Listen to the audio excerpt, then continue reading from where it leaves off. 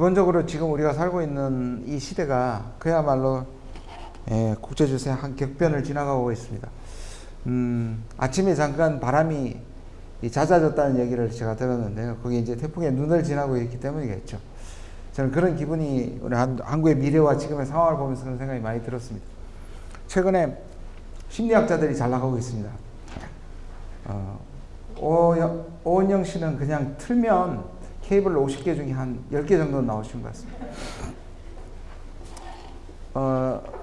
두 가지를 말한다고 생각합니다. 사람들이 다 불안하고 뭔가 좌절감이 있고 앞이 안 보인다는 느낌이 실질적으로 개인의 삶까지 영향을 끼치는데, 그것이 다른 이유도 있겠지만 국제질서와도 저는 연관이 있다고 생각하는 사람 중에 하나입니다. 그리고 우리 젊은 학생들을 만나면 지금 상황이 힘든 것도 힘든 거지만 이걸 좀 참아내면 다음 질서라든지 다음 대안이라든지 같은 것들이 보이지 않기 때문에 더 힘들어하는 것 같습니다. 뭐가 보이면 참아내고 모으고 준비하고 할 텐데 그런 것들이 없기 때문에 훨씬 더 안타깝게도 많은 청년들이 힘들어하는 것 같습니다. 심리학자들은 자기가 사는 시대를 항상 과도기라고 생각하는 경향을 가지고 있다고 얘기합니다. 저도 그랬던 것 같고요. 뭔가 나만 낀 세대 같고 나만 손해보는 세대 같은 그런 느낌이 있을 텐데요. 국제 정치적으로 봤을 때 저는 지금 이 시기가 저는 탈냉전보다 더 급격한 시대를 앞두고 있다고 생각합니다. 어느 가장 가까운 예를 들면 2차 대전이라는 큰 충격 이후에 2차 대전 이후의 질서와 비슷하지 않을까 하는 생각할 정도로 급격히 변동하는 시대에 있다고 생각합니다. 오늘 제가 드릴 말씀은 그 변동의 좀 중심 어떤 트렌드와 어떤 변화들이 예상되는가를 말씀드리고요. 뒷부분에는 그럼 여기서 한국이 다시 새로운 전환점에서는 한국, 그리고 우리는 어떻게 해야 되느냐라는 부분에 대해서 압축해서 말씀드리도록 하겠습니다. 보시면 이건 30년간을 제가 주요 사건을 중심으로, 국제정치의 주요 사건을 중심으로 그린 그림입니다. 올해로서 우리가 보통 한 세대라고 얘기하는 30년이 지났습니다. 뭐로부터? 냉전의 붕괴로부터. 소련의 붕괴가 1991년 12월 25일 크리스마스 때 소련이 공식적으로 붕괴를 했습니다. 그 체제 붕괴는 탈냉전으로 이어졌죠. 물론 이제 30년 하고 이제 9개월이 좀 지났습니다만 한 세대가 흘러갔고, 특히 러시아의 우크라이나 침공은 사람들이 이렇게 한 발 너무 빨리 가서 신냉전이라고 얘기하는데 저는 생각이 조금 다릅니다. 탈냉전이 무너진 건 맞다. 그러나 그것이 반드시 자동적으로 신냉전은 아니다.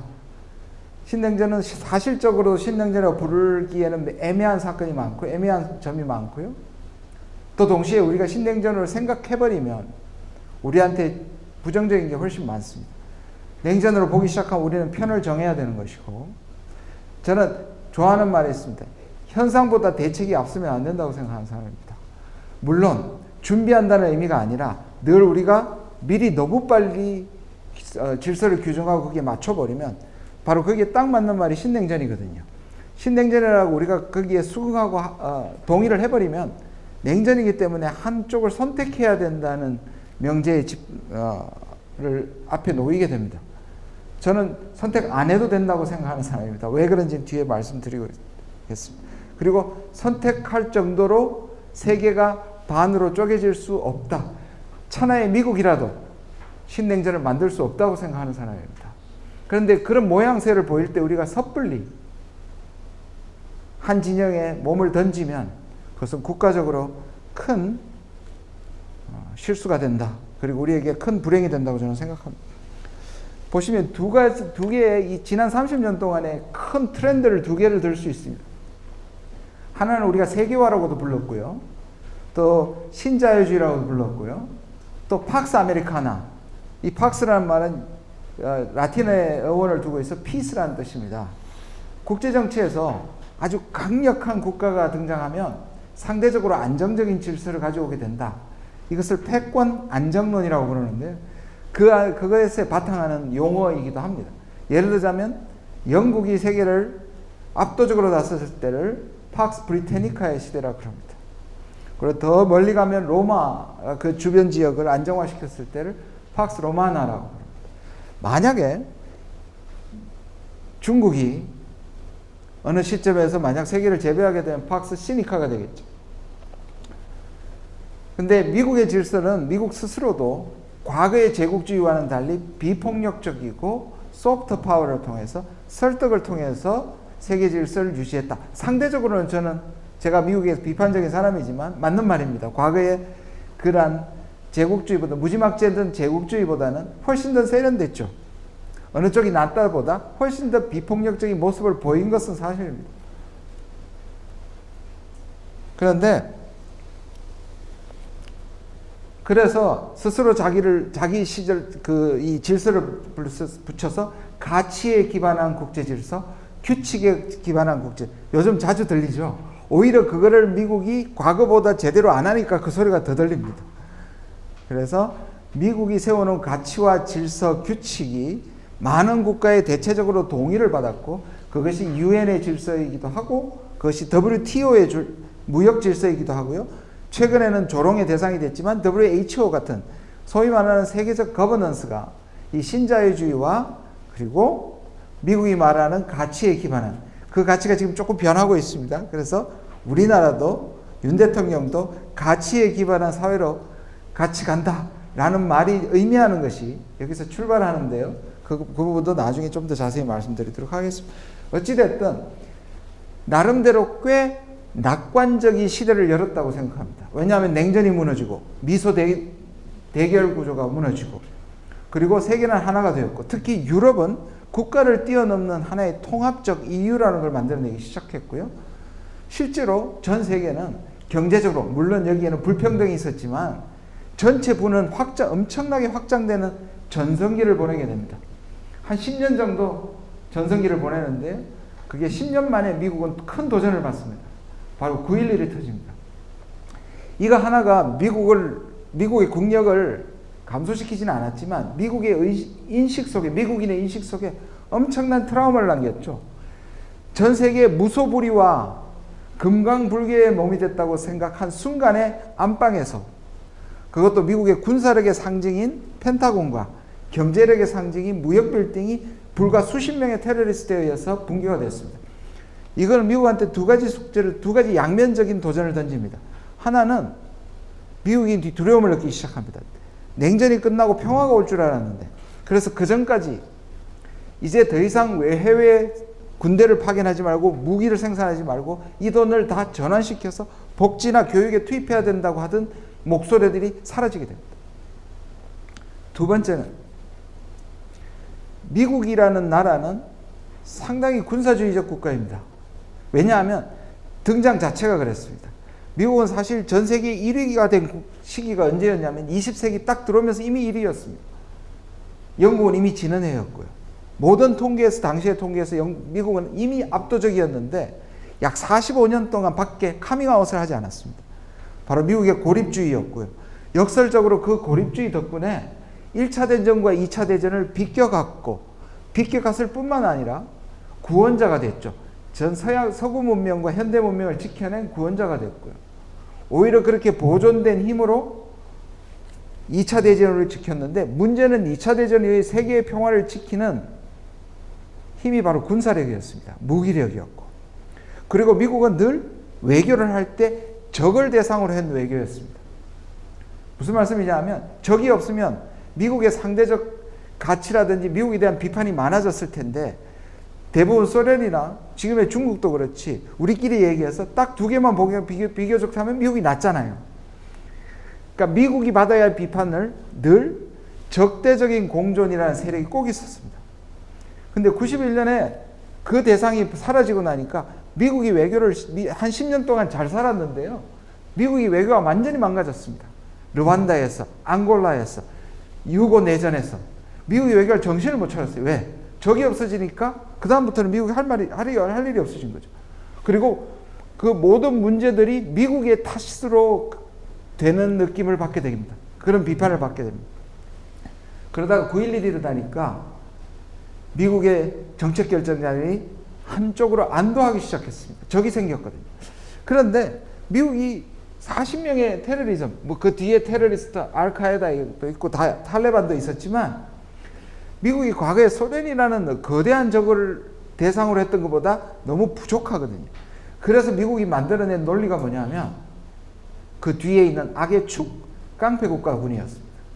그게 이란, 이라크, 북한, 수단, 리비아, 쿠바 이런 국가들입니다. 그래서 그 중에 둘을 뽑아서 전쟁을 하죠. 아프간 전쟁과 이라크 전쟁을 하게 됩니다. 근데 미국은 이 전쟁을 시작하면서 다시 미국이 과거의 그러한 군사력을 장악하는 외교가 다시 등장하기 시작합니다. 2008년에 또 하나의 큰 사건이 일어납니다. 금융위기입니다. 리만 브라더스가 무너지면서. 이거는 미국이 이끌던 신자유주의 경제, 번영을 가졌던 것에 결정적인 아킬레스건을 드러냅니다. 바로 투기 경제의 모습을 띄었고요. 뿐만 아니라 이 미국의 경제는 전 세계의 소득 빈부격차를 불리는 큰 모순을 보이게 됩니다. 2001년에 9.11은 심리적 충격을 줬다면, 그리고 그것이 대외정책의 변화를 줬다면 2008년은 미국이 가지고 있는 절대적 경제적 이 장악력을 놓치게 됩니다. 신기하게도 사실상 미국이 가지고 있는 자본주의가 가지고 있는 경제체제의 본질은 바뀌지 않았죠. 월스트리트의 투기성이 바뀌지 않았고요. 우리가 지금 겪고 있는 빈부격차를 거의 전 세계가 겪고 있습니다. 문제는 해결되지 않았는데 왜 안정이 됐느냐? 사실 저 충격을 누가 다 받았냐면 중국과 신생국들이 다 받아냅니다. 근데 미국은 역설적으로 이걸 받아내는 중국을 보고 깜짝 놀랐습니다. 문제 해결은 다행이지만 중국이 너무 큰 거죠. 하나만 더 말씀드리겠습니다. 20세기 등장하면서 제가 미국 1위라고 등장했다고 그랬는데 그 이후에 2위 국가군이 쭉 있습니다. 뭐 저문은 해였지만 처음에 영국이 있었을 것이고요. 중간에 세계전쟁을 일으킨 독일이 있었고요. 그 다음이 소련이 있었고 8, 90년대 일본이 있었고 그 다음 지금 중국이 있습니다. 5개 2위 도전자들, 소위 말하는 패권의 도전자 국가가 20세기 이후에 5개가 있었습니다. 중국을 제외하고 어떤 국가도 두 가지 지수에서 미국의 40%를 넘지 못했습니다. 하나는 군사력, 주로 군사비 지출로 계산합니다. 그 다음 경제력은 GDP입니다. 정교한 통계는 아니지만 이 두 개를 합친 것을 국력지수라고 했는데 미국의 40%를 넘은 적이 없습니다. 최근에 중국 전에 도전이었던 일본이 80년대 말 90년대 초에 37% 정도 됐습니다. 자, 그렇게 되니까 미국이 한 방에 보내버렸죠. 그게 바로 환율 공격입니다. 그게 플라자 합의고요. 얼마나 일본 돈을 올렸냐 하면 우리나라 환율, 지금 환율 고생 많으시죠? 400원을 1,000원으로 만들었어요.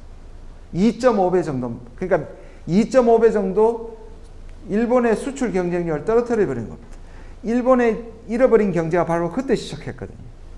그럼 언제 중국이 40% 정도 되었냐면 바로 9.11이었습니다. 지금은요 70%입니다.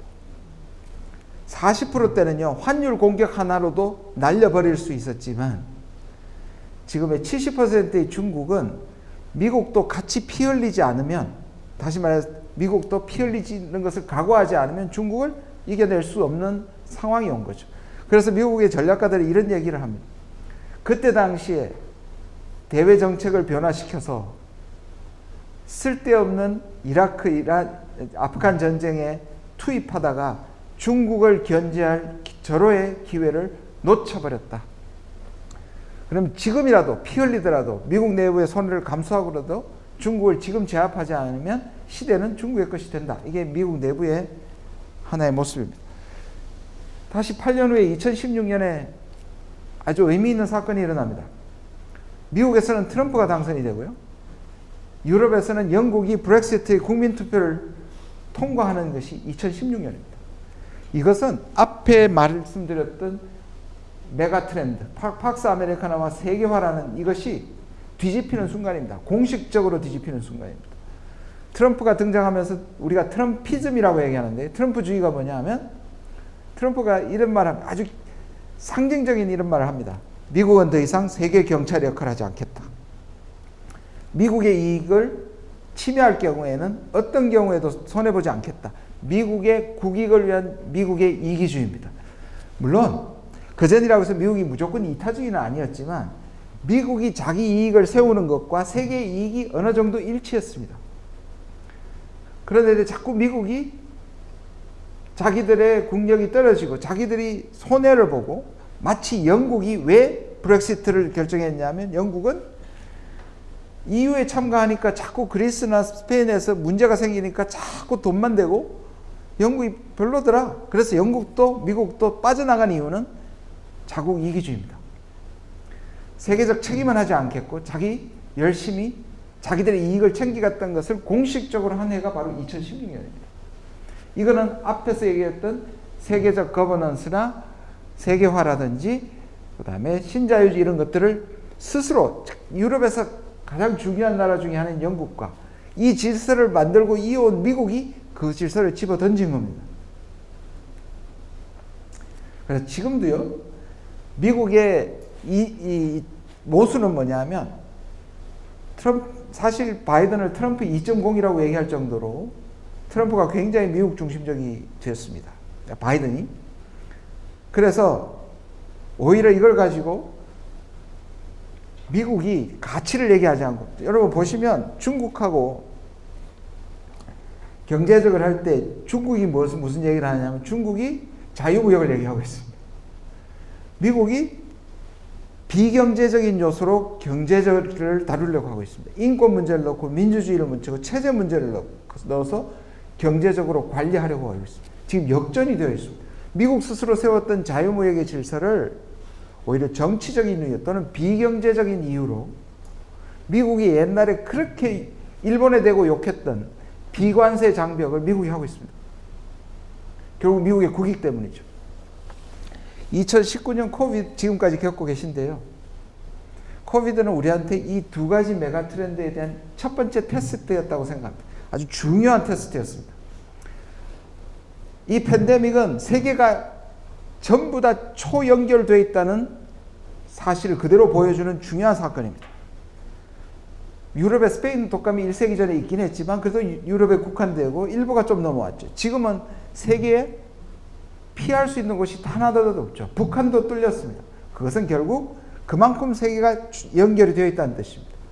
그렇다면 해결은 어떻게 돼야 되느냐? 원래 같으면 전 세계가 힘을 합쳐서 같이 백신을 개발하고 같이 방역에 앞서야 되지만 우리가 지금까지 3년 동안 목격한 것은 뭐였냐면 조롱받는 WHO, 미국과 중국은 서로 블레임 게임, 서로 탓을 하고 국가들은 전부 국경을 봉쇄하는 방식으로 지금까지 해왔습니다. 여러분 지금 한번 보시면요, WTO는 거의 사망 상태입니다.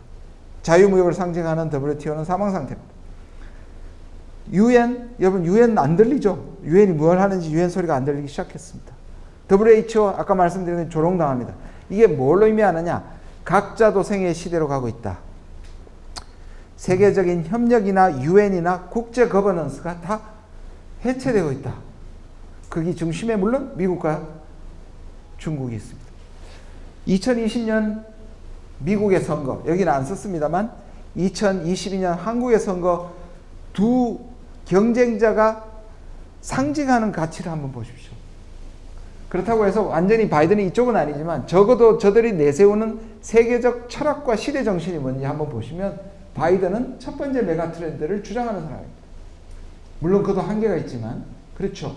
바로 세계화, 그 다음에 국제주의, 그런 것들을 얘기하는 사람. 트럼프는 2016년에 바로 저 얘기처럼 각자 도생, 우리만 잘 살겠다. 그것이 세계적인 원칙이 무너지더라도 미국만 잘 살겠다는 것이 바로 트럼프 정신입니다. 우리는요, 딱 맞지는 않지만 사실 두 사람도 굉장히 유사한 인물입니다. 근데 우리만 그런 게 아니고, 한미만 그런 게 아니고요. 전 세계 지도자들을 보면요, 이 두 가지 트렌드에 어디에 방점을 두느냐가 지금도 무수히 벌어지고 있고요. 앞으로도 이런 대결은 저는 몇십 년 동안 모든 국가에서 이 두 유형의 지도자를 선택하는 것이 아마 가장 중요한 정치적 선택이 아닐까 저는 그렇게 생각합니다. 전형적 푸틴, 그렇죠? 아베, 그렇죠? 그 다음에 트럼프, 그리고 지금 우리 대통령, 이런 분들이 바로 두 번째 트렌드를 지지하는 사람들입니다. 그거를 가지고 사람들을 움직이고 있습니다. 이거는 듣기에는 굉장히 강해 보입니다. 소위 말하는 강한 지도자상입니다. 그리고 민족주의를 자극합니다. 우리가 왜 손해봐? 왜 우리가 북한한테 굴욕적이어야 돼? 왜가 우리가 중국한테 비굴해야 돼? 그러면서 힘을 강조합니다. 강력한 외교를 강조합니다. 푸틴이 전쟁을 일으킨 전범임에도 불구하고 아직도 러시아 내에서 70%의 지지를 받는 이유가 뭡니까? 단 하나입니다.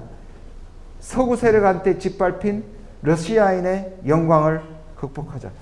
시진핑이 내달 다음 달 10월 16일 날 3연임을 하는 가장 중요한 테마가 뭡니까? 서구에 짓밟힌 중화민족주의를 재건하겠다는 약속입니다. 저는 동의하지 않습니다. 그건 굉장히 위험합니다. 그래서 가치나 규칙이라고 얘기하는 소위 말하는 신자유주의가 품었던 세계화가 품었던 세 가지 가치입니다. 민주주의, 자유무역, 팍스 아메리카나가 본질적으로 흔들리고 있습니다. 문제는 흔들리는데 제가 모두에 말씀드린 것처럼 다음 대안이 잘 보이지 않습니다. 저는 매우 오랜 혼돈의 시대가 올 것이다 라고 생각합니다. 죄송한 말씀이지만 뭐냐면 세계화도 없어지지도 않았는데 그렇다고 해서 국가이기주의 이게 서로 혼재되어 있습니다. 그래서 두 가지 키워드가 이 시대를 규정짓는다고들 합니다. 첫 번째가 뉴노멀이고 두 번째가 탈진실이란 말입니다. 뉴노멀인 말은 하도 많은 사람들이 유행처럼 썼는데요. 제가 정의하는, 물론 혼자만 정의하는 건 아닙니다만 이것은 우리가 그냥 번역하면 뉴노멀이니까 새로운 정상입니다. 이 말은 우리가 보통 때 얘기할 때 이 체제가 신자유주의가 무너지고 다음에 새로운 시대가 오는 모양이다. 냉전이 무너지고 탈냉전이 오는가 보다. 그 중간에 과도기가 흔들리긴 하지만 다음 시대가 확실히 보이는 거거든요. 그래서 불경기가 있으면 호경기가 있고 전쟁이 있으면 평화가 있는 건데 이것도 저것도 아닌 비정상이 마치 정상처럼 대안이 되지 못하는 상태에서 혼재된 상태에서 쭉 간다. 이게 뉴노멀이라고 저는 생각합니다. 그러니까 여기는 다 적용이 됩니다. 제가 앞에 세 가지 말씀드렸죠. 민주주의가 문제가 있죠. 민주주의가 인기투표처럼 됐습니다. 민주주의에서 온갖 선동이 판칩니다. 그렇다고 해서 우리가 독재로 돌아갈 수는 없죠. 민주주의로 뽑은 푸틴입니다. 푸틴이 전쟁을 해도 푸틴을 끌어낼 수가 없죠. 이런 상황을 말씀드립니다. 두 번째, 자유무역. 분명히 자유무역이나 자본주의가 우리한테 번영을 준 건 사실이고 우리가 그렇다고 해서 이게 문제가 있고 빈부격차가 있고 투기경제가 있다고 해서 이거 다 폐기하고 사회주의로 갈 수 없죠. 그런데 민주주의는 고칠 수 없을 정도로 병들어 있습니다. 이런 상태를 말합니다. 세 번째, 미국이 문제가 있지만 중국이 지배하는 세계 질서 우리가 받아들이기 쉽지 않습니다. 저는 아무리 아까도 말씀드린 미국의 비판적이지만 싫습니다. 저는 중국 사람들이 불쌍합니다. 왜? 시진핑 때문에. 저는 러시아 사람들이 불쌍합니다. 사실 푸틴 때문에. 결국 우리처럼 그들의 양심적인 시민 세력에 의해서 푸틴을 실각시키는 것이 지금의 우크라이나 전쟁의 최고의 해법이라고 생각하는 사람. 그런데 미국이 문제가 있고 미국이 이기적이 되고 미국이 더 이상 포용적이지 않고 미국이 억지로 세계를 반으로 나누려고 하고 있고 편을 나누고 하는 것들을 우리가 비판할 수밖에 없습니다. 그렇다고 그 대안이 중국이 아닙니다. 자, 이런 상태가 뉴노멀이라고 말씀드리는 거예요. 지금 이게 고치기 쉽지 않은, 개혁이 쉽지 않은 엄청난 문제를 갖고 있는데 그 다음 대안이 보이지 않는 것이죠. 두 번째, 이런 뉴노멀은 두 번째 키워드를 불러옵니다. 2016년에 옥스퍼드 사전회사가요. 그 해의 키워드로, 그러니까 그 해를 특징 지을 수 있는 단어 한 개를 뽑았는데 그게 탈진실이라는 단어입니다. 포스트 트루스인데요. 저는 약간 전율이 느껴졌어요. 저걸 봤을 때. 진실보다 입장, 사실보다 의견, 팩트보다 페이크, 그리고 설득보다 선동. 이 판치는 시대로 가고 있다.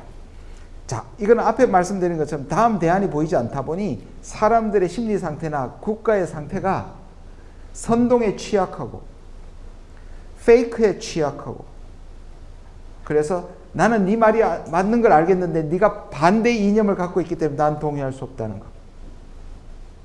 그래서 사람들이 이제 소통의 시대는 끝났다. 오바마가 8년 동안 하고 마지막에 했던 말 중에 한 말이 이 시대는 소통의 시대가 끝났다. 왜? 진영을 넘지 못한다.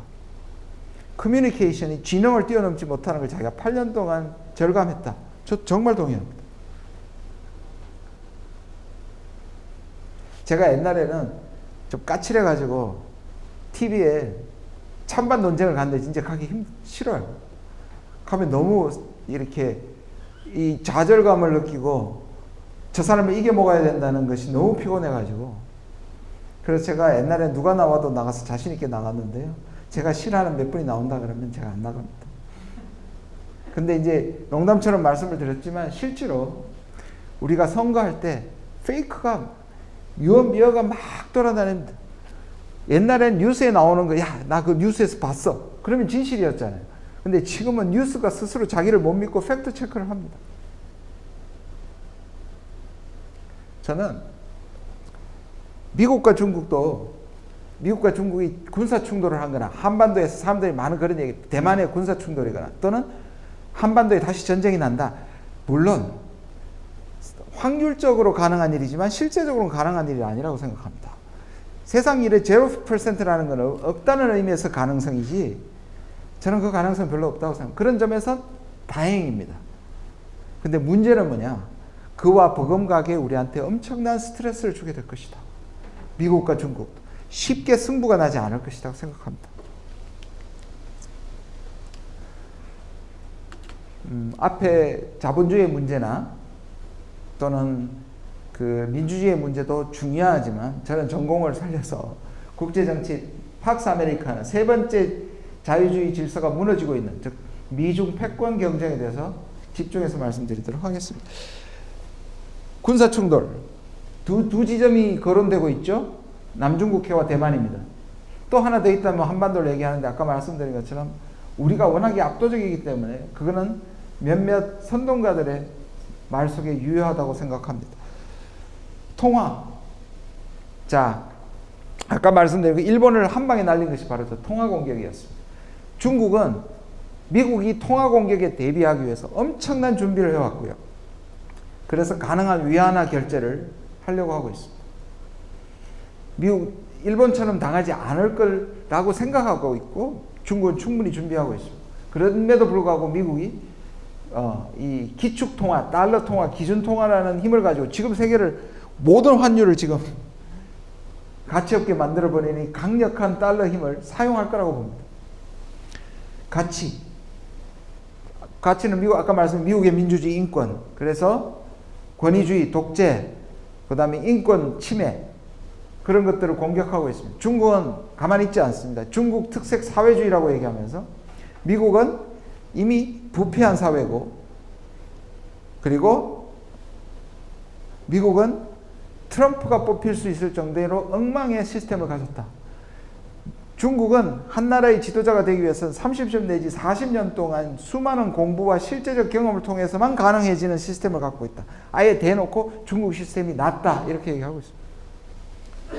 경제 두 분야 합니다. 하나는 무역, 관세 전쟁, 이미 트럼프 때부터 관세 전쟁이 일어났고요. 그리고 미래를 결정할 기술 문제입니다. 이 부분이 이제 문제인데요. 바로 반도체, 그 다음에 AI, 데이터. 그래서 4차 산업 시대에 누가 먼저 기술을 선점하느냐가 다음 시대의 패권을 차지한다는 것은 미국과 중국이 똑같이 생각하고 사활을 걸고 지금 벌어지고 있고 다음 시대의 승부를 가늠할 가장 중요한 영역이기도 합니다. 옆에 자세히 설명을 했는데요. 생략하겠습니다. 나중에 한번 참고하시면 좋겠습니다. 밑에 숫자를 한번 봐주십시오. 60 플러스하고 110 플러스라고 제가 썼는데요. 60 플러스는 뭐냐 하면 미국이 지금 얘기하고 있는 게 뭐냐면 미국의 장점은 동맹국과 우방국을 많이 가지고 있다입니다. 그렇죠? 특히 바이든이 그렇게 얘기합니다. 트럼프가 이 동맹국과 우방국들에 대해서 너무 못되게 해가지고 미국이 힘을 잃었다. 오히려 미국은 특히 약해지는 미국을 되살리려면 프렌드들의 도움이 필요하다. 그렇게 얘기하는 국가의 숫자의 총합이 바로 60개가 좀 넘습니다. 두 분야인데요. 하나는 동맹은 훨씬 더 높죠. 그 중에서도 한국어 혈맹이라고까지 부릅니다. 한국, 일본, 그리고 나토에 있는 국가들이 최상위에 있고요.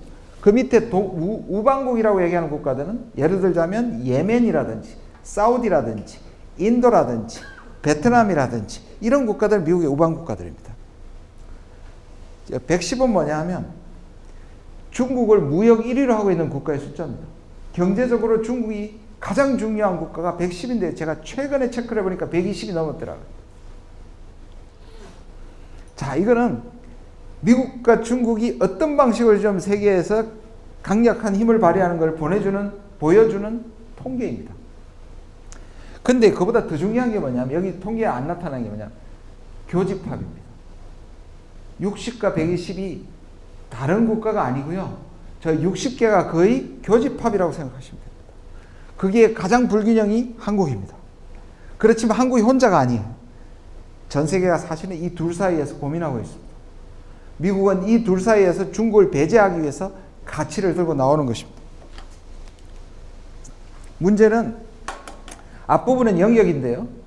전 세계를 영역으로 이 5가지 영역에서 벌어지고 있는데요. 이거는 물리적으로, 영토적으로, 지정학적으로 미국과 중국이 부딪히는 곳이 어디냐? 바로 동아시아입니다. 4가지 꼭지점을 볼 수 있는데 충돌 지점이라고 할 수 있고요. 갈등의 지점이라고도 볼 수 있습니다. 제일 위에가 한반도고요. 조금 내려오면 동중국해입니다. 조금 더 내려오면 대만 양안이에요. 중국 대만 양안이고요. 조금 더 내려오면 바로 남중국해입니다. 줄을 이렇게 그으면 그 일직선으로 내려오죠. 여기는 이미 한 번씩 부딪혔던 때 전례가 있습니다. 사드로 미중이 사실 한국을 놓고 붙었고요. 센까꾸를 놓고 미일과 중국이 한번 붙었고요. 그 다음에 대만은 지금 아직도 얘기가 되고 있고 그 밑에 남중국해는 중국이 인공섬을 만들어서 계속 무력 시위로 하고 있습니다. 이거는 미국과 중국이 물리적으로 충돌하는, 갈등하는 최전선이 되고 있는 것이 바로 아시아입니다. 미국은 이거를 중국을 감싸는 포위의 선으로 보고 있고 중국은 이거를 돌파해야만 자기들이 살아남을 수 있다는 돌파의 선으로 보는 겁니다. 안타깝게도 한국이 여기에 또 있습니다. 저는 너무 속상한데요. 왜냐? 분단을 해결하지 못했기 때문에 다시 소련에서 중국으로 바뀌었을 뿐 다시 두 패권의 갈등 속에 충돌의 지점에 우리가 놓여 있습니다. 저는 나머지 세계보다 물론 제일 위험한 것은 대만일 수 있습니다. 그러나 아까 말씀드린 것처럼 대만을 친다는 것은 누구든지 마지막을 각오하지 않으면 안 되기 때문에 대만은 여지가 별로 없습니다. 활용할 여지가. 결국 활용할 여지와 파급 효과를 생각했을 때 가장 문제가 되는 것은 또 한반도인 겁니다. 저는 한반도에 전쟁이 난다는 얘기가 아니고요. 아까 말씀드린 것처럼. 근데 앞으로 수십 년간 가장 많은 스트레스를 받을 곳이 어디냐? 안타깝게도 또 우리다. 하는 부분입니다. 저는 3가지 미중 패권 시나리오에서 3가지는 향후 30년간은 불가능한 시나리오 3가지를 말합니다. 첫 번째, 미국이 중국을 완전히 제압해버린다. 이것도 향후 30년간 불가능하다고 생각하고요. 두 번째, 중국이 지금의 미국처럼 확실하게 우위를 확보한다. 역전되는 거죠. 이것도 저는 불가능하다고 생각합니다. 세 번째, 미국과 중국이 다시 친해져서 협력적 관계가 된다. 절대 불가능한 얘기입니다. 그러면 이 3가지가 안 되면 뭐가 제일 가능할까요? 엎치락 뒤치락.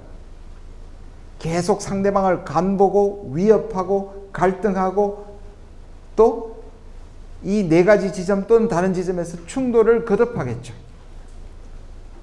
그러니까 미중이 전쟁이 나지 않는, 패권 전쟁이 일어나지 않는 것은 다행이지만, 다시 말해서 3차 세계대전이 일어나지 않는 것은 다행이지만 주변 국가에게 자기의 갈등을 이전시키는 시대가 온다. 지금 이미 그렇죠.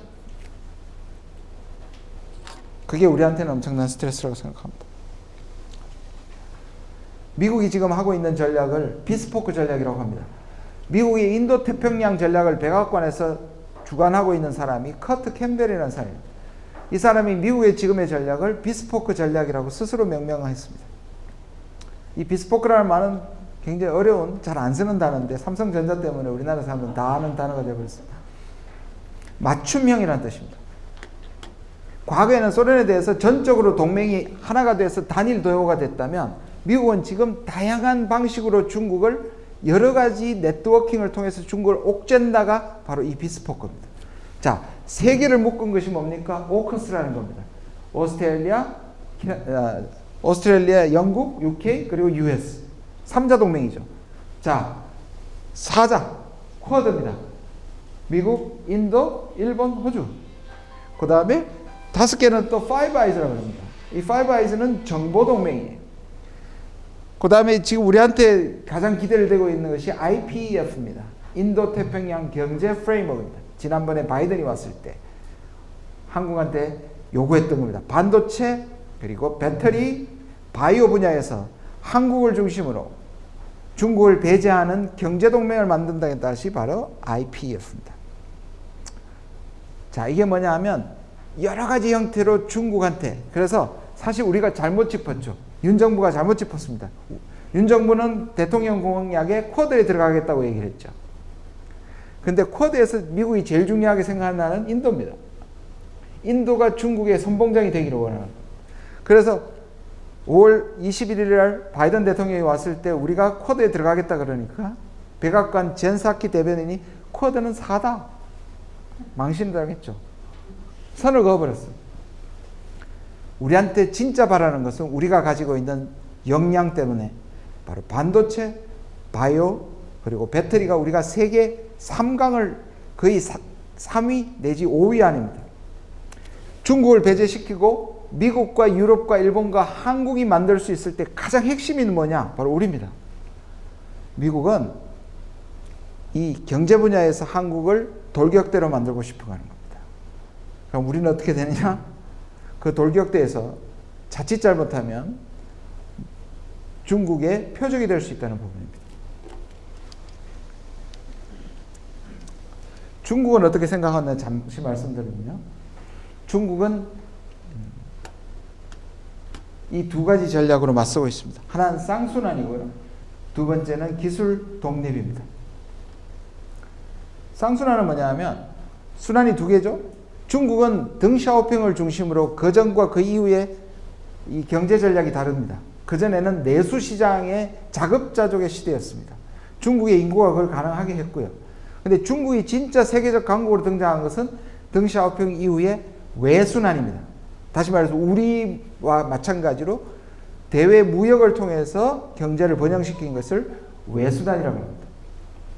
그런데 이 두 가지가 중국은 합쳐놓으면 미국의 경제 압박에서 견딜 수 있다. 견디자.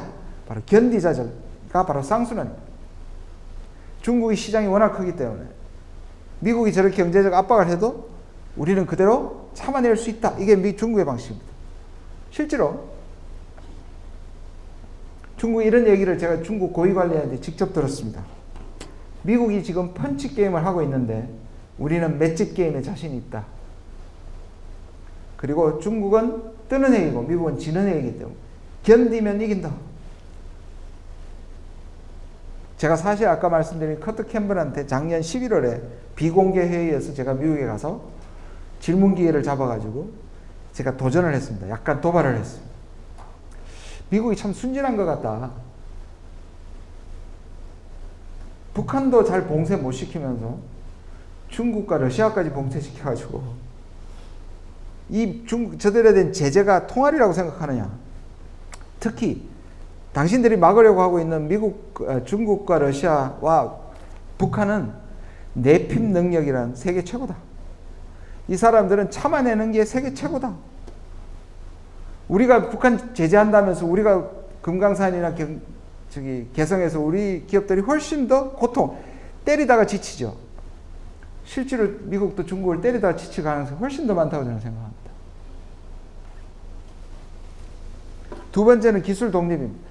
맷집을 키우고 대신에 중국은 4차 산업에서 AI라든지 그죠? 데이터 같은 데서 강점을 가지고 있는 중국이 다음 시대, 지금은 미국의 기술 위에 세계가 놓여 있으니까 미국에 의해서 규제를 받지만 중국은 다음 시대에서 기술이 앞서가면 미국의 압박으로부터 벗어날 수 있다. 이렇게 생각하고 있습니다. 그리고 실제로 예를 들자면 중국의 장점이 있습니다. 데이터를 모으는데 개인적 권리를 보장해 줄 필요가 없습니다. 인구가 엄청 많습니다. 그래서 그 정보의 양이 어마어마합니다. 각종 인센티브를 달아서 여러분 지금 중국의 텐센트라는 그룹이에요. 틱톡이라고 아시죠? 한국에도 보니까 우리나라의 틱톡 사용량이 엄청나게 많던데요. 그러니까 그런 것들이 이제 중국이 가지고 있는 시장과 인구와 데이터에 기반해서 미국을 앞서겠다는 것이 두 번째 전략입니다. 심지어 그래서 전 구글 사장이었던 에릭 슈미트라는 사람은 스플린터넷의 시대가 올 수도 있다. 지금은 www에서 전 세계가 같이 쓰고 있고 그 인터넷 기반을 하니까 미국이 중국의 화웨이라는 것을 제재를 할 수 있는데 중국이 이제 완전히 다른 자기만의 영역으로 인터넷이 분리되는 시대를 살 수 있다 라고까지 얘기를 합니다. 그래서 실제로 아까 아시아에서 한반도, 동중국해, 대만, 남중국해가 그렇게 과거와 같은 물리적 경계선도 있지만 심지어 디지털까지 미중이 엄청 사활을 걸고 지금 나누려고 하고 있습니다. 어떤 사람은 미중 패권이 교체하는 시기가 200년에서 250년도 걸릴 수 있다고 얘기하는 사람들이 있습니다. 저는 저렇게 얘기하는 사람들 보면 내가 인용을 했습니다만 아니 내년을 모르는데 200년을 어떻게 예상하나? 그래서 제가 소박하게 그러나 30년 동안은 안 바뀔 것이다 저는 그렇게 생각합니다. 우크라이나 전쟁이 시작된 지 벌써 7개월을 향해서 가고 있습니다. 2월 24일이니까요. 며칠 있으면 7개월째가 되네요. 가슴 아픈 일입니다. 숫자를 한번 봐주십시오. 140일, 48, 그리고 30일입니다. 140일은 러시아가 우크라이나를 침공한 것에 대해서 유엔에서 규탄 결의안을 채택합니다. 거기에 찬성한 국가들, 서명한 국가들의 숫자가 총 141개국입니다. 거의 대부분의 나라가 서명을 했습니다. 48. 대러 경제제재에 참여한 국가들의 숫자입니다. 100개가 줄어들어 버렸죠. 아시아에는 4개국밖에 없습니다. 한국, 일본, 싱가포르, 그리고 대만입니다. 30일은요? 30일은 우크라이나에게 군수물자를 제공하는 나라의 숫자입니다. 주로 미국과 캐나다와 호주와 나토 국가들입니다. 서유럽 국가들. 자, 우리나라는 48까지는 가 있습니다. 30일을 미국이 지금 강력하게 요구하고 있고 혹시라도 저기에 갈 수도 있습니다. 근데 저는 반대입니다. 우리는 분쟁 중인 국가고요. 한노 관계를 완전히 망가뜨릴 수 있기 때문에 저는 이것이 당연히 푸틴은 빌런이고 푸틴은 전쟁 범죄자고 그렇지만 그래서 한노 관계를 망치는 것이 국익에 도움이 될까? 아니라고 생각합니다. 여러분 러시아 사람들의 우리나라 사람들에 대한 호감도가 조사를 하면요. 우리가 중국엔 우리 한국, 일본, 미국 국민들이 투표를 하면 반중 여론이 80%가 넘죠. 근데 한 나라가 한 나라를 좋아하는 여론은 50%를 넘기가 힘듭니다.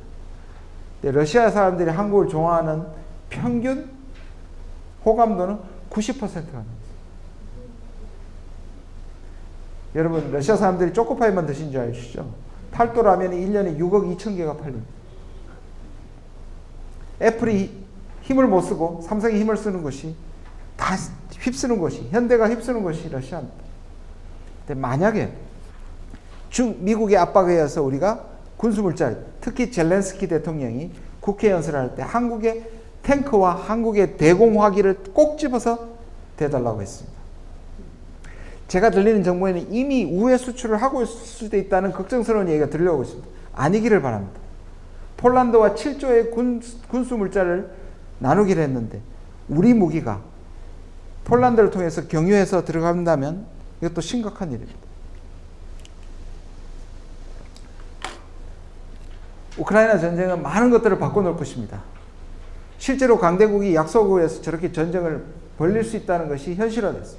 역설적으로 대만이 우크라이나 전쟁 전까지는 미국을 끌어들이기 위해서 계속 중국을 자극했는데요. 우크라이나 전쟁이 있으면서 대만이 조용해졌습니다. 오히려 이번에 펠로시 하원 의장이 대만을 간 것을 대만 사람들은 속으로 왜 이때 오지라고 생각했을 거라고 저는 확신합니다.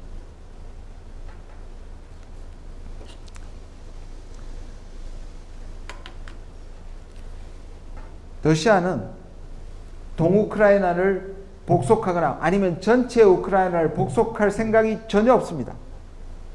왜 그럴까요? 그렇다고 해서 그들이 착해서가 아닙니다. 왜? 우크라이나를 분쟁 지역화해야 우크라이나가 나토로 넘어가지 않고, 근데 저걸 먹어버리면요 계속 러시아가 포위될 것이고 국경을 다시 나토와 함께 국경을 나토화하게 되는 겁니다. 마치 한반도를 분쟁 지역화해서 미국과 소련이 그것을 완충지대로 삼았듯이 우크라이나는 계속 분쟁 지역화될 겁니다. 안타까운 일입니다. 전쟁은 끝나야 하지만 지금 이미 수많은 서방의 전문가들이 뭐라고 얘기하고 있냐면 우크라이나의 한반도화를 얘기하고 있습니다. 전쟁은 끝나야 하지만 저기를 분쟁 지역으로 만드는 거죠. 그것이 유럽은 미국과 나토 그리고 러시아, 벨라루스, 동우크라이나가 하나가 되고 있습니다. 저는 한반도가 자꾸 한미일 북중로로 가고 있습니다. 그러나 아까 제가 모두에 말씀드린 것처럼 아직까지 유동적이지 확정된 게 아니고 저렇게 가면 안 됩니다. 참 신기한 일입니다. 우리가 중국의 우리가 중국에 대한 무역 의존도가 30%인데 아직도 안보 문제만 등장하면 북중러 한미일이 한편이 되는, 우리가 이것을 완충시켜야지, 이것을 흐릿하게 만들어야지 우리 외교가 저걸 강화시키는 쪽으로 가서는 안 되는 것이죠. 제가 요즘 자주 쓰는 말입니다. 편을 정하면 편해지는가? 아니요. 답은 안 편해집니다. 가치 외교가 가치가 있는가? 아니요. 가치가 없다고 생각합니다. 근데 이 두 가지를 하고 있습니다. 이 정부가. 특히 나토에 가서 세 가지 성과를 얘기했습니다. 첫 번째, 중국의 성장에 기대던 시대는 끝났다고 최상목 경제수석이 얘기했습니다. 저런 얘기 속으로 갖고 있더라고 하면 어떡합니까? 전날 주식이 어마어마하게 떨어졌고요. 제 주식도 많이 떨어졌어요. 중국의 반응이 오히려 점잖합니다. 이렇게 얘기했습니다. 중국 대변인. 물론 한국 언론들은요, 글로벌 타임즈라고 황구시보를 자꾸 끌고 와서 중국이 자극적으로 우리한테 욕하는 걸로 하지만 중국 외교부는 적어도 지금까지 굉장히 중립적이고 상당히 균형되게 대응하고 있습니다. 뭐라고 나왔냐면 나와서 한국하고 중국이 이렇게 연결되어 있다고 마지막에 이렇게 시적인 표현을 합니다. 너 안에 내가 있고 내 안에 너가 있다. 한번 나가보려면 나가봐라. 저는 걱정이 중국도 사드 때 자기들이 너무 한국을 밀어붙였다고 생각하고 반성하고 있습니다. 내부적으로. 특히 중국이 지금 미국한테 저렇게 밀리고 있을 때 한국이 중심만 잡아줘도 고맙다고 생각하고 있습니다. 그런데 우리가 완전히 더 이상 중국에게 소용이 없을 정도로 미국에 쏠리면 그때 가장 약한 고리는 어디가 될까요? 우리인 겁니다. 돌변할 것입니다. 그때는. 그러나 과거보다는 쉽게 돌변하지 않을 겁니다. 왜냐? 우리가 가진 게 많거든요. 중국이 반도체 굴기를 얘기하지만 우리 도움 없이 중국 반도체 굴기 못합니다. 똑같습니다. 미국이 중국을 배제하는 칩4라든지 반도체 공급망 재편을 한다고 얘기하는데 우리 도움 없이 안 됩니다. 근데 우리는 어떻게 생각하느냐 하면 둘 중에 하나를 선택 안 하면 우리가 죽는다고 생각하는데요. 그것도 일부 사실이지만 이들도 우리 없이는 안 된다는 겁니다. 그러니까 섣불리 진영이나 선택을 하면 안 되는 거죠. 근데 안타깝게도 적어도 자꾸, 그리고 특히 세 번째, 미국은 중국이 여기 있잖아요. 제가 미국 사람이면, 제가 미국의 전략가면 한미를 묻고 싶겠죠. 제일 안타까운 게 미국인의 눈에서는 한국과 일본이 친하지 않은 겁니다. 그래서 미국이 자꾸 한미를 만들고 있잖아요, 지금. 그런데 저는 한미일이 북한 문제나 특정 이슈에는 같이 하는 게 맞다고 봐요. 근데 동맹이나 한계가 불분명한 군사협력에 동의한다? 안 되죠. 일본을 신뢰할 수 없는데 어떻게 동맹이 됩니까? 그런데 마치 한일 관계 개선이 목적이 된 것 같아요. 이 정부는. 그건 수단일 뿐입니다. 국익을 위한 수단일 뿐입니다.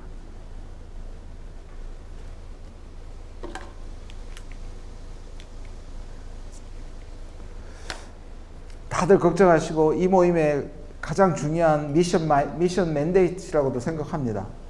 비전이 실패인데 바로 통일과 평화가 가장 중요한 키워드고, 문재인 정부 2017년은 우리가 다 걱정했던 바로 전쟁 가능성이 또 있었던 시대였습니다. 2018년 대반전이 일어났습니다. 그러나 하노이 이후에 3년간의 교착 상태예요. 자, 5년을 두고 봤을 때 지금 심상치 않습니다. 북한의 핵무기 사용에 관한, 그리고 남쪽에서는 선제 타격, 한미동맹 강화. 자, 이런 것들이 저는 다 지나친 안보 과잉이라고 생각합니다. 한국이요, 세계 경제력이 10위입니다. 아무리 우리 분단 상황이라도 우리 분단은 상당히 안정화된 분단이라고 많은 사람들이 얘기합니다. 근데 우리가 세계 화력 기준 6위고요. 군사비 사용 세계 8위입니다. 저는 우리의 국력을 얘기하면서 6위, 8위 얘기할 때 저는 조금 별로 좋지 않습니다. 기분이. 그 자랑할 거 아니라고 생각합니다. 지금도 과잉방어라는 뜻입니다. 우리의 국력과 경제력에 비해서 지나치게 군사화되어 있고 지나치게 병영화되어 있다. 근데 이 정부 와서 자꾸 힘을 얘기하고 안보를 얘기하고, 보십시오. 중국도 일본도 한국도 북한도 지금 전부 군비 경쟁하고 있습니다. 한국이 SLBM 쏘았다고 좋아할 일이 아닙니다. 북한도 한국도 일본도 중국도요. 미중 사이 저렇게 나쁘지 않을 때 중국이 핵을 한 1000개 정도 갖고 있습니다. 핵무기를. 대부분이 방어용 무기였고, 가까이에 미국이나 외부 세력이 왔을 때 가까이에는 중거리 위주였습니다. 근데 미중 사이가 나빠지면서 중국은 완전히 본물이 터졌습니다. ICBM을 엄청나게 만들어내고 있고, 항공모함을 만들어내고 있고, 전투기를 만들어내고 있습니다. 러시아도 마찬가지입니다. 이 아시아를 중심으로 안보 딜레마, 군비 경쟁이 일어나고 있고, 그 가운데 바로 주무대가 되고 있는 것이 한반도인 겁니다.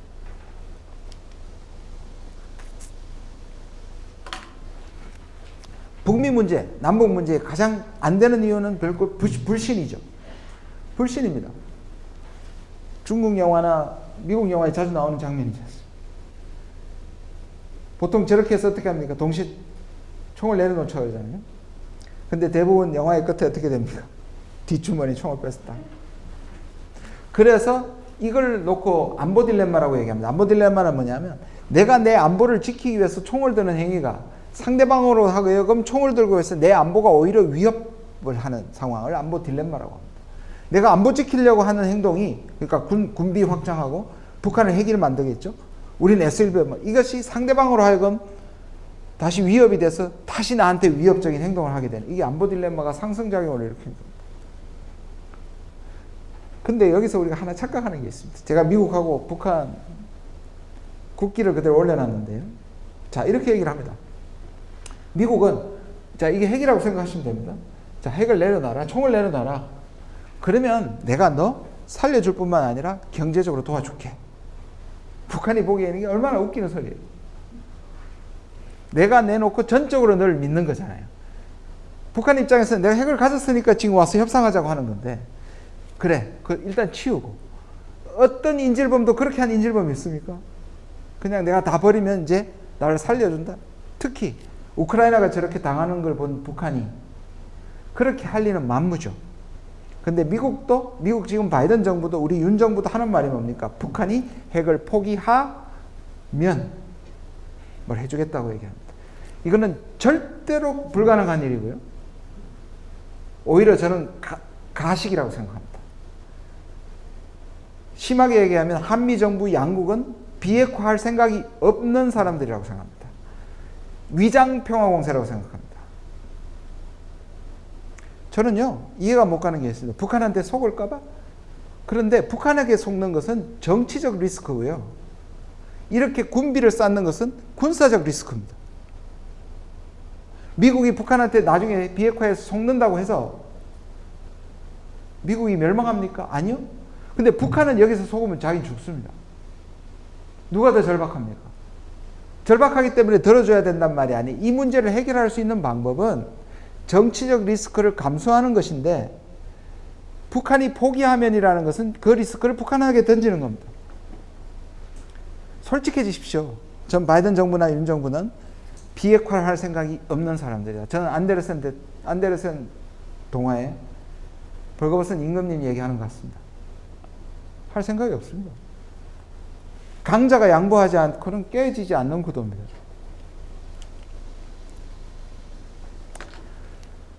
한 5분 내로 끝내겠습니다. 시간이 생각보다 많이 갔네요. 보시면요, 우리가 저들 나라보다 뭐가 못해서 저 정도의 외교도 못하느냐 하는 생각이 드는 최근의 4가지 나라의 외교입니다. 첫 번째가 조코비입니다. 인도네시아 대통령입니다. G20을 개최하는 호스트 국가입니다. 그가 푸틴을 초청했더니만 미국에서 푸틴 초청하면 안 간다. 그래도 초청했습니다. 호스트 국가로 특정 국가를 거부하지 못한다 그랬어요. 이뿐이 아닙니다. 대러 경제 제재에 참여하지 않았습니다. 그래서 인도네시아는 엄청난 원유와 천연가스를 세계 시장 가격의 3분의 1로 도입하고 있습니다. 윤리적 입장에서 보면 기회주의자죠. 그러나 자국민을 생각했을 때 꼭 기회주의자로 볼 수 있느냐는 겁니다. 아까 말씀드린 인도네시아는 확실하게 미국의 우방국입니다. 여기 4개 다 미국의 우방국입니다. 근데 그들이 국익과 맞섰을 때는 미국한테 할 말 하는 거예요. 사우디아라비아 아시죠? 언론인 살해 사건으로 미국이 세계적으로 추방시켜버렸는데, 미국의 유가가 올라가니까 굴욕적으로 가서 증산해달라고 부탁했고 그걸 거절했어요. 인도는 이번에도 보니까 푸틴한테도 전쟁의 시대가 아니라고 꾸짖잖아요. 또 미국이 쿼드를 통해서 중국 견제하니까 우리 안 한다 해요. 지금 미국이 쿼드가 되게 시들해졌어요. 왜냐하면 인도가 키였거든요. 그리고 인도와 중국이 국경 문제로 사이가 나빠진 시들터에서 인도를 중국을 맞서는 하나의 선봉대로 했는데, 중국은 오히려 이것을 역이용해서 미중 사이에서 자기 것 챙기게 하고 있습니다. 튀르키예 나토 회의에서 스웨덴과 핀란드가 나토에 참여한다니까 반대했다가 그것을 찬성으로 돌리는 조건에서 미국한테 엄청난 원조를 받았습니다. 왜 이걸 우리는 못하죠? 우리는 다 공장 지어준다 그러고 IRA에서 우리는 빠져버렸습니다. 그게 바로, 그래서 제가 이런 표현을 합니다. 미국이 이제 중국하고 이렇게 진영을 나누고, 그럼 넌 이쪽에 가, 선봉대 해. 그래. 돌격 앞으로 했는데 뒤에 아무도 안 따라오는 거예요. 우리만 있어. 그 순간에 우린 약한 고리가 되는 겁니다.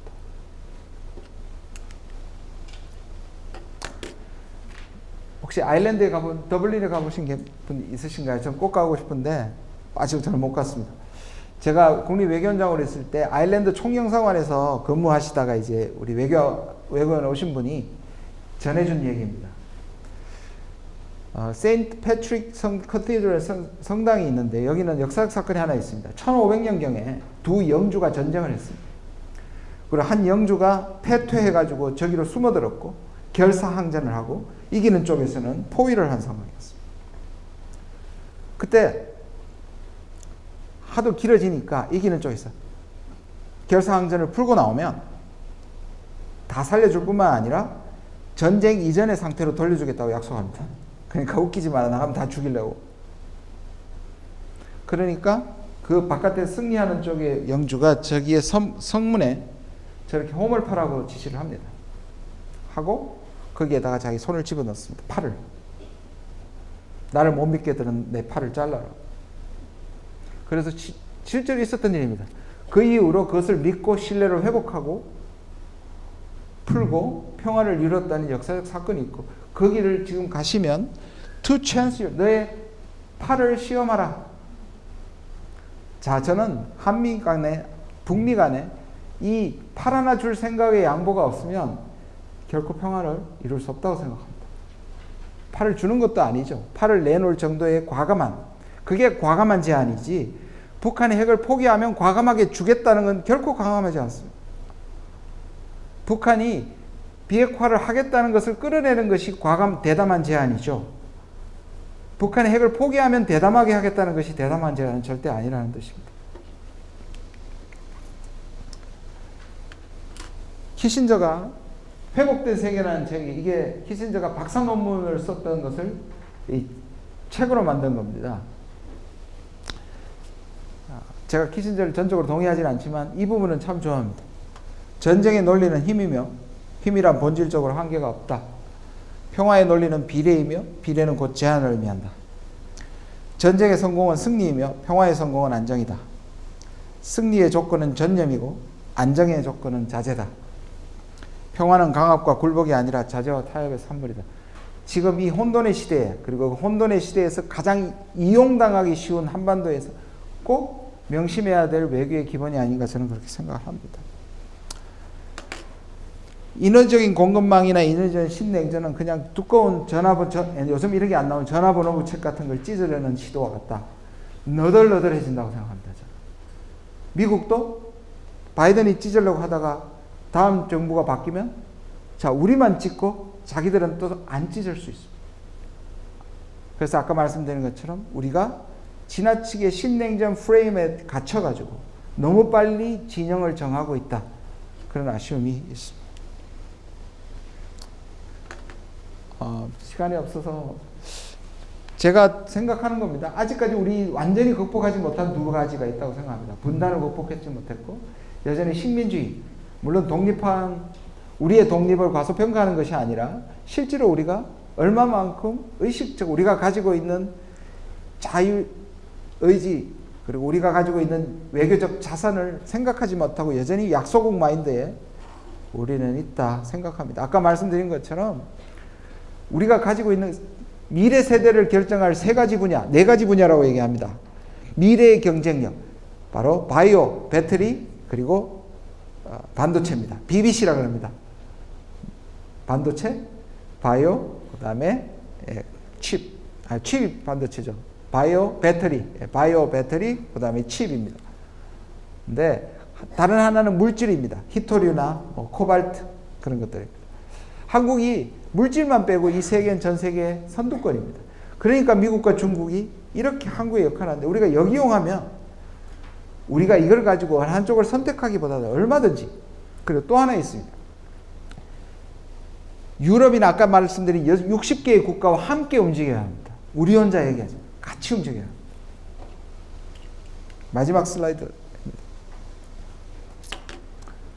제가 2월 달에, 원래 2월 달에 쓴 책입니다. 한국의 외교 전략에 대해서 쓴 건데요. 저기서 주장하는 게 지금 말씀드린 것처럼 한국이 더 이상 약소국이 아니다. 그리고 세계적으로 한국 사람들을 굉장히 좋아한다. 그게 꼭 한류 때문만은 아니에요. 실제로 우리는 그들에게 꿈이자 동시에 후원자이기도 합니다. 아시아, 아프리카, 남미의 사람들이 한국 사람 얼마나 좋은지 아십니까? 아까 러시아 보십시오. 왜냐하면 우리는 일본이나 중국이나 미국처럼 제국을 경영하거나 착취하거나 약탈하지 않았기 때문입니다.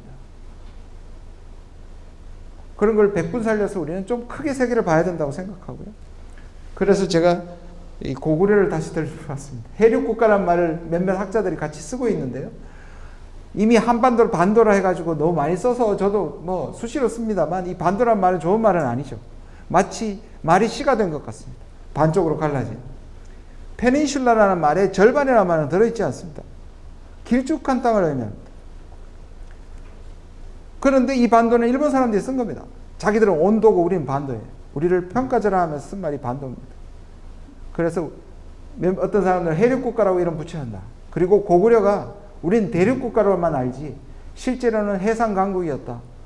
그런 시대가 다시 오고 있다. 그것은 외교가 해내야 된다. 이렇게 생각합니다. 좀 암울한 미래 전망이긴 하지만 그래도 우리에게 희망이 있다고 생각하고요. 정부가 못하면 정부가 못하는 정부를 때려가면서 우리가 좀 푸시를 해야 된다. 이렇게 생각합니다. 시간이 조금 넘었는데 죄송합니다. 경청해 주셔서 감사합니다.